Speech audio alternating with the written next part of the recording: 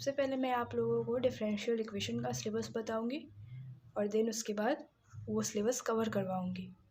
उसके बाद जब वो सिलेबस कवर हो जाएगा फिर हम वेक्टर की बात करेंगे और वेक्टर की बात करने के बाद हम आएंगे स्टैटिक्स एंड डायनामिक्स पे।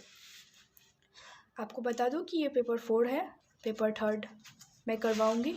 पेपर 4 करवाने के बाद क्योंकि ये इजीली आप जल्दी इसे कवर कर सकते हैं। जैसा कि आप लोग सुन रहे हैं कि आप लोगों का फरवरी में एग्ज़ाम होगा, तो उस हिसाब से आप लोगों को सिलेबस बहुत ही जल्दी कवर करना पड़ेगा।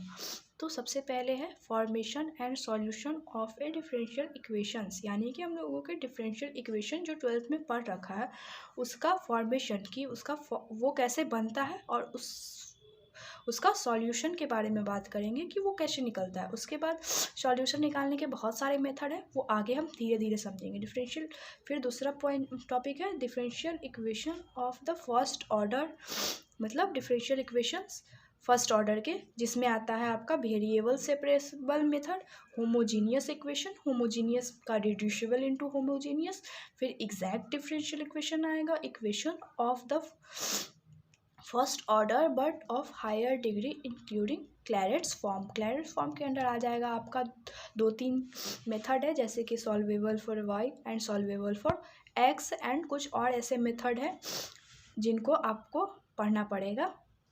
उसके बाद है orthogonal trajectories, singular solutions, linear differential equation of second order with constant coefficients. सबसे इंपॉर्टेंट टॉपिक आपका ये है complementary function and particular integral निकालना।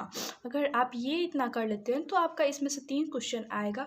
आप चाहें तो अगर ये पूरा कवर अच्छे से कर लेते हैं तो 2 क्वेश्चन इससे आंसर करके फिर आप एक क्वेश्चन वेक्टर से आंसर कर दीजिए, एक क्वेश्चन स्टैटिक से आंसर कर दीजिए, एक क्वेश्चन डायनामिक से आंसर कर दीजिए।